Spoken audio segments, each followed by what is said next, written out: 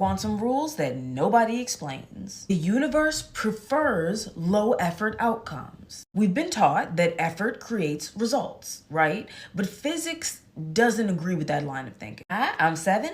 I approach manifestation scientifically in a way that makes it easier, faster, and more predictable. If you look at nature, which is a perfect representation of how to be in flow, a perfect simulation of how the universe works, systems always move towards the path of least resistance. Not because they're lazy, but that's how stability forms. Water doesn't fight gravity, right? Electricity doesn't take the long way around. Energy always finds the most efficient configuration. With that being said, the universe doesn't reward effort. It rewards coherence. When you try to force an outcome through effort, what you're actually doing is adding unnecessary energy to the system.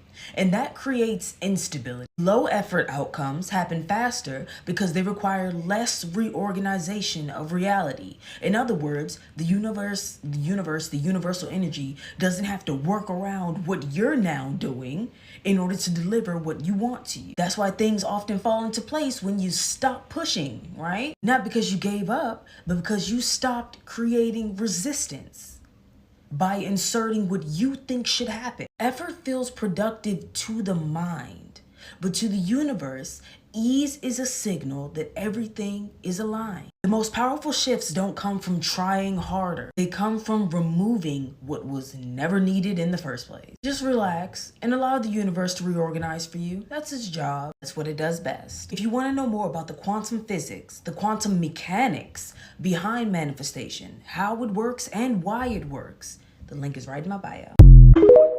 Satan was right to rebel. Think about it. When Satan rebelled and left heaven, a third of the angels went with him. Imagine you quit your job and a third of the company decides, fuck it, fuck this place, I'm going with you. If I saw that happen, I'm looking at the one that's in charge. What the fuck are you up here doing? To where a third of your company has decided to leave at once. Oh, well, he was kicked out because he wanted to be like God. If he was kicked out of heaven, how was he allowed to go back in the book of Job? He shows back up to heaven again. I don't think I can go back to a place if I got kicked out of there. And when he shows back up, it's not like God tells him, hey, get the fuck out, I kicked you out of here. No, the first thing God says is, hey bro, where you been at? And then they make the bet. And if you really think about it, we don't know much about Satan, the devil, Lucifer, whatever. I'm using them interchangeably in this video. The main thing the Christians try to say is, oh, the devil comes to kill, steal, and destroy. He's evil and he's out to get you and all of that. If you read the Bible, it's God who's doing all the killing, the stealing, and the destroying. The devil wasn't really doing all of that. The only people he killed was Job's family. And that was part of the bet. And so,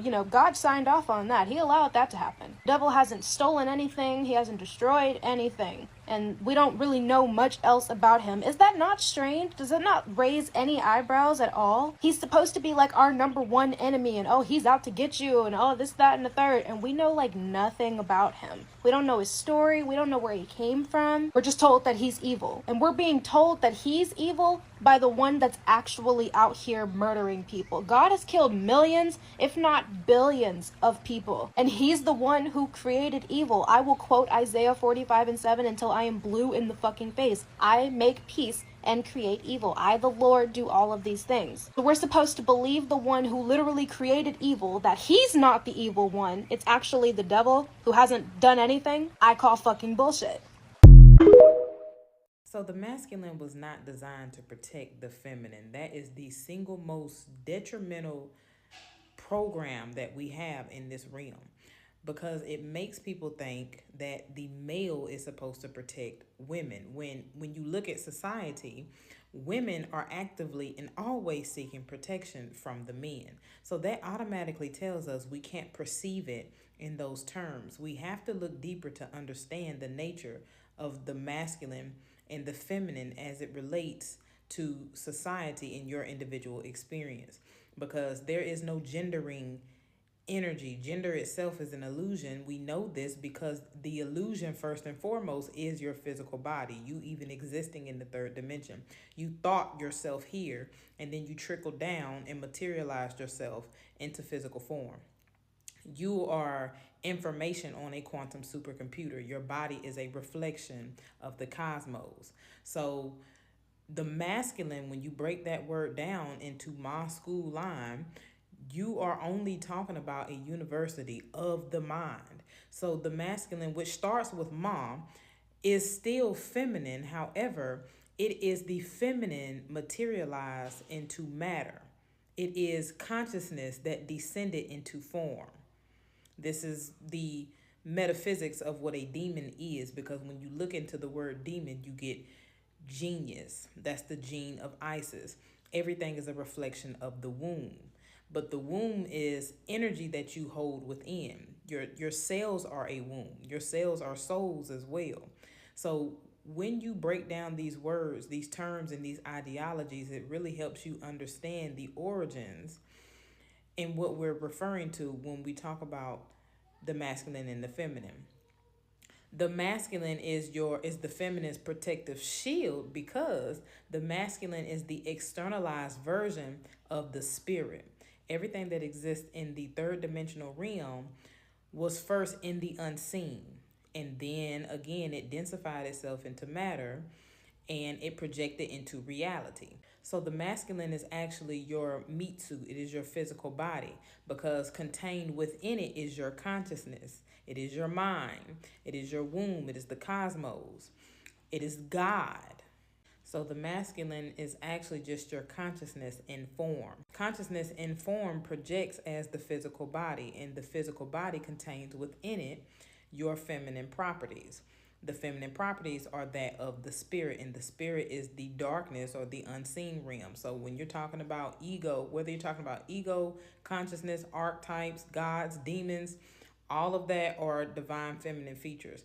The masculine is just the container that it descends into when it wants to have an experience. So the masculine in a physical sense is not physically protecting the feminine as it corresponds to men being there to protect women, because if you go far back enough, historical data tells us that women were actually here first. The Y chromosome is the X chromosome destabilized. So he actually is her. She doesn't need protection in that regard, because that would constitute a state of lack. It would constitute that she is not whole in and of herself. And that's also part of the narcissistic spell, because patriarchy splits our consciousness and tells us that we are not one in and of ourselves. It always tells us that we have to seek something outside of ourselves, whether it is a superior being or a relationship, in order to be complete in our experience. So that's detrimental, especially to the man, because thinking that you are designed to protect women is adding stress to your nervous system, which is what is making you dense. That density disconnects you from your inner feminine, so now you can't even tap in.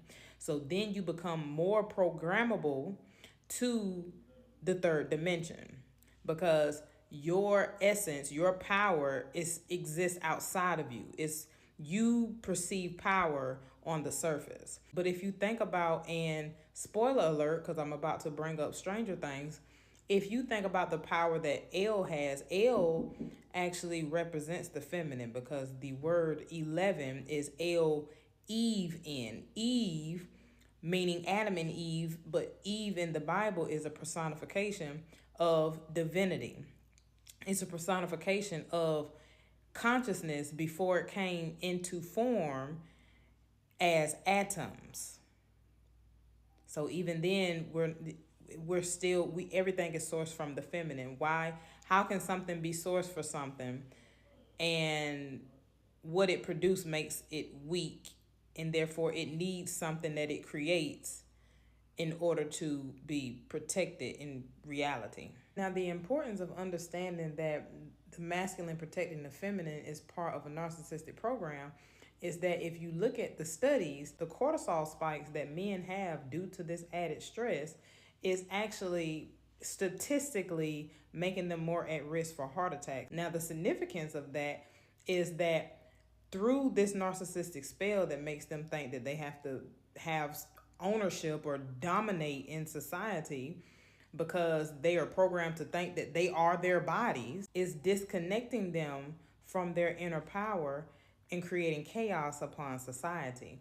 This disconnection is what makes the male more susceptible to be a narcissist, an active, live narcissist, and intentional at that.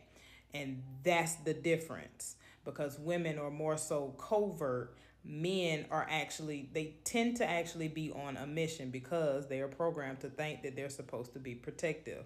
Not even just protective of women, but protective of their manhood, which means if they don't have access to women, then they have to violate her in some way or extort her in order to get it.